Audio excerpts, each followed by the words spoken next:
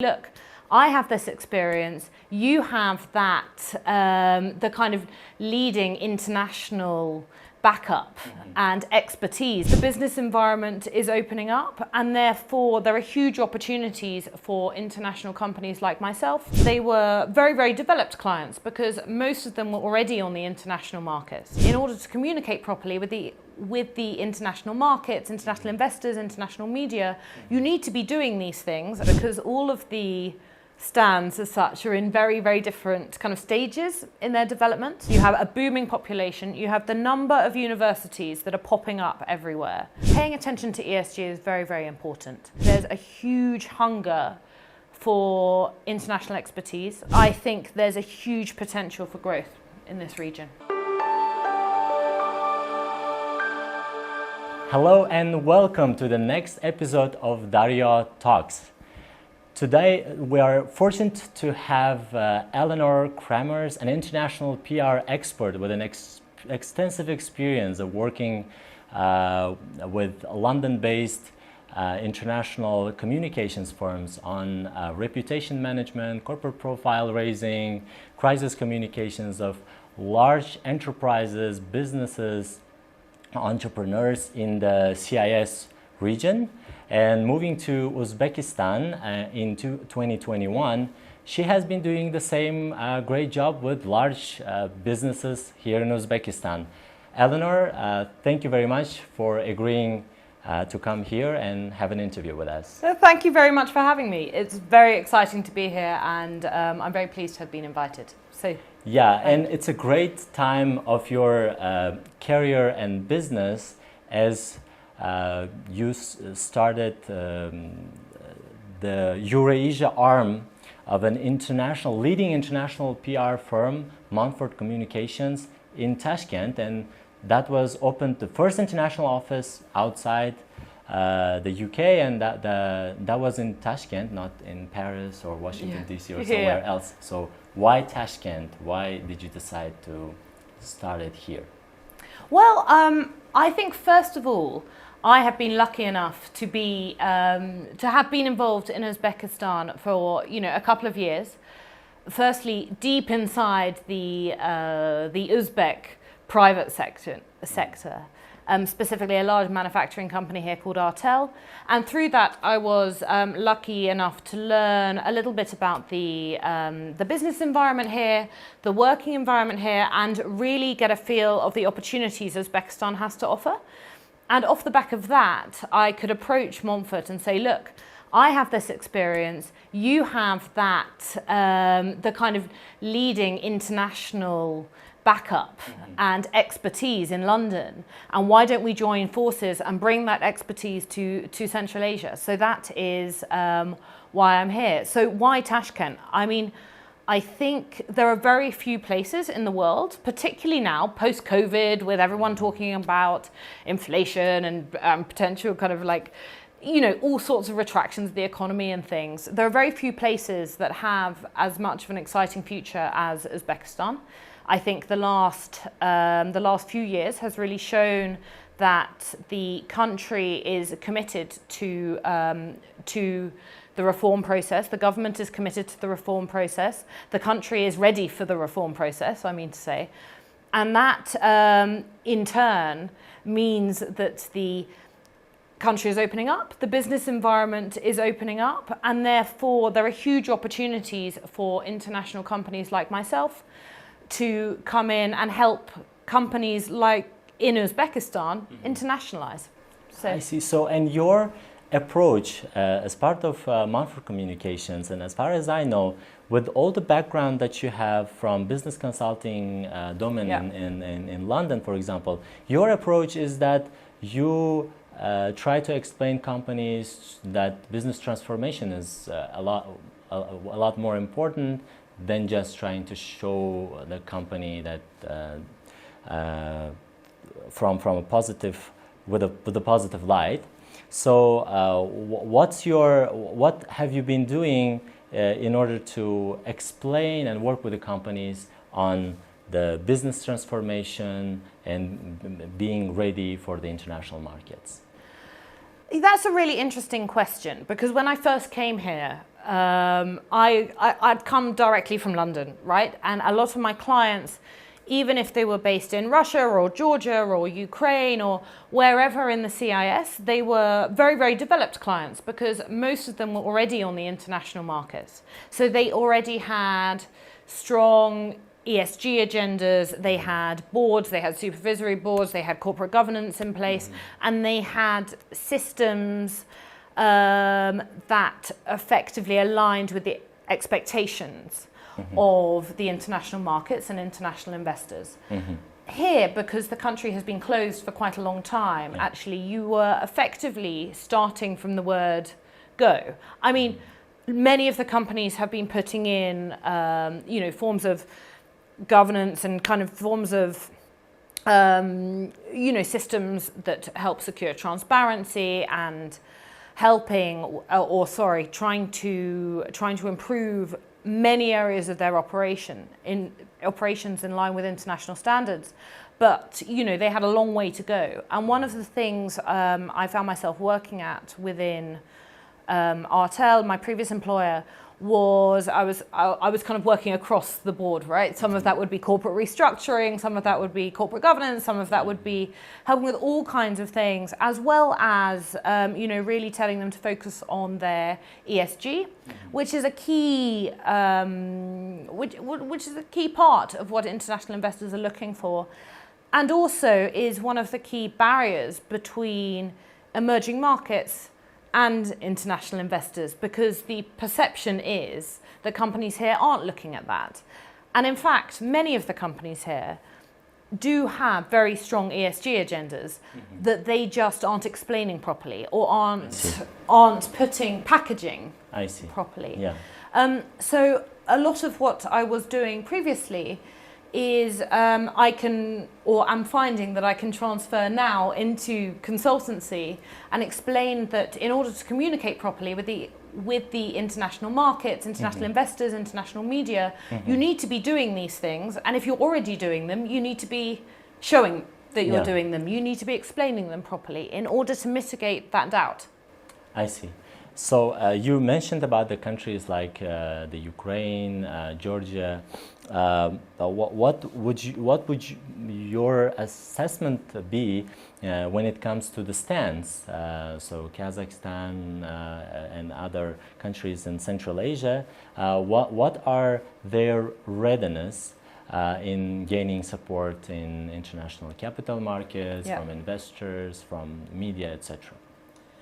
That's a really interesting question, because all of the stands as such are in very, very different kind of stages in their development. So Kazakhstan has been very, very lucky that it has a huge amount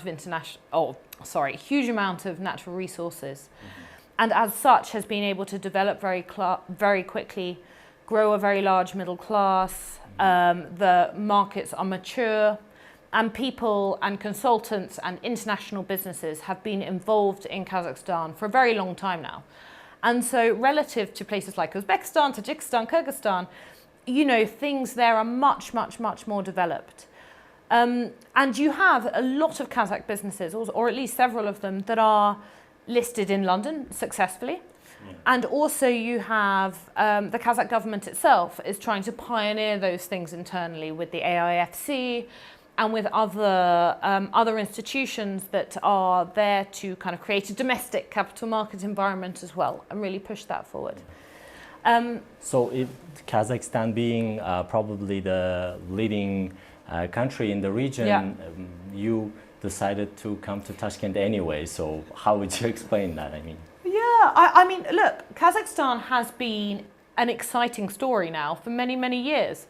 And Uzbekistan is just opening up, and that's what's so exciting about it. It's a new story. It's a new story, exactly, and you can learn from the experience of your neighbours, whether that's Russia, whether that's Kazakhstan, whether that's even Kyrgyzstan, Tajikistan, who've had differing histories over the last 30 years.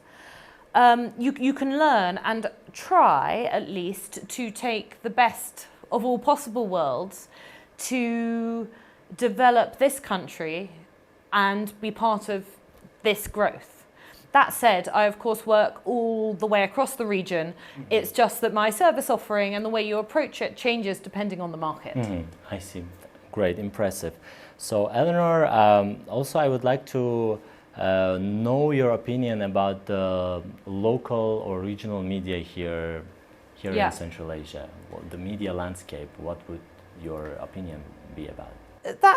Yes. So it was very interesting for me when I first arrived. So I had no idea what to expect from local media. And we obviously in the UK and America and in Europe generally, you have both free media that can sometimes be aggressive, can be negative. So what you're doing as a PR agency is constantly having to work with journalists and explain stories in a way that benefits the publication.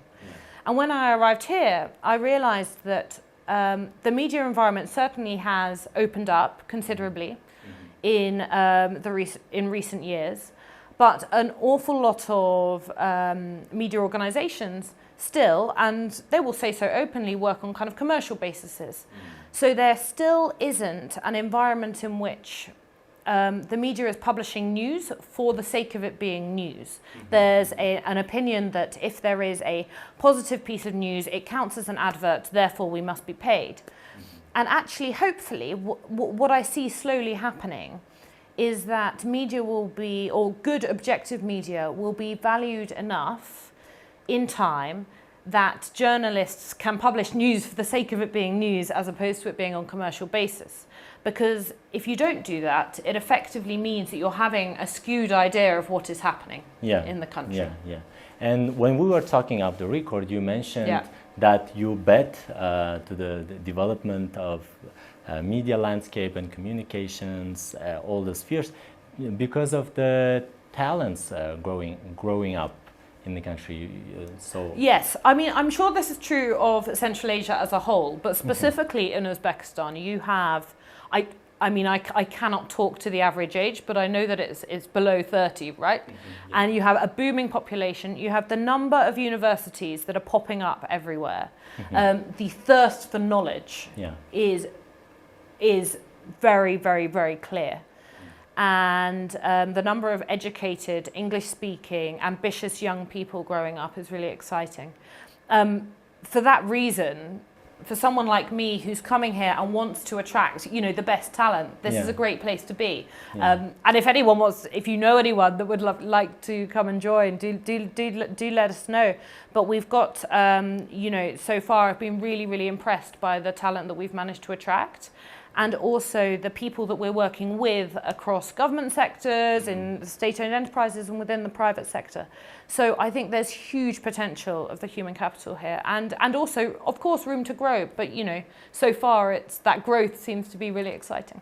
I see, great. And in your business, in communications, consulting, of course, talent is the main asset.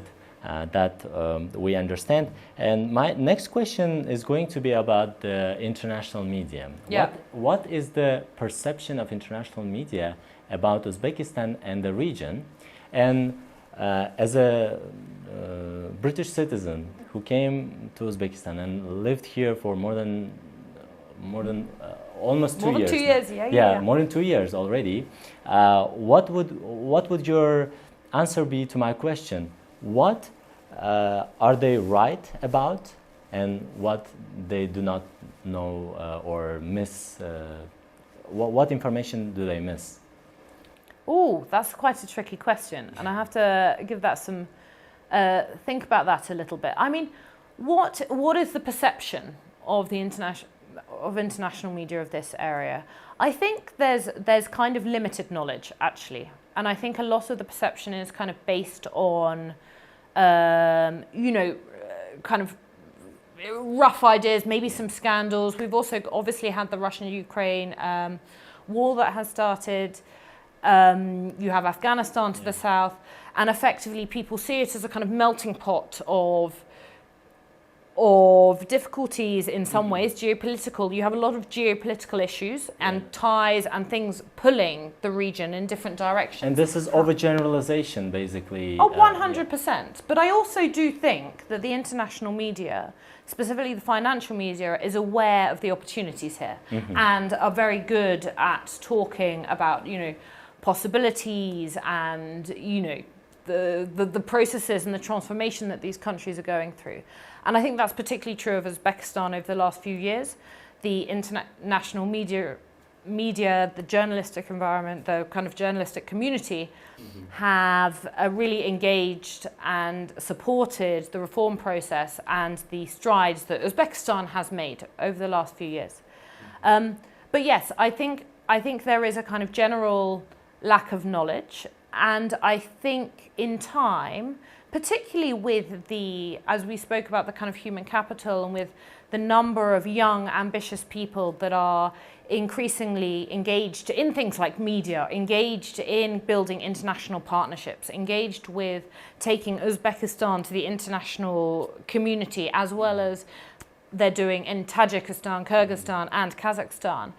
That kind of level of understanding will grow, and slowly the consciousness of what is going on here will grow in the Western minds.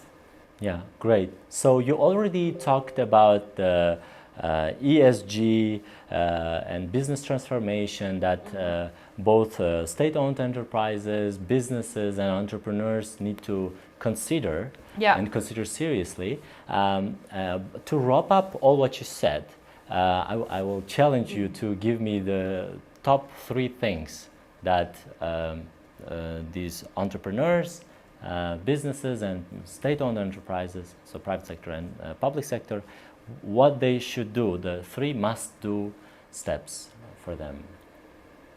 In terms of preparing them for the international markets? Yes, exactly.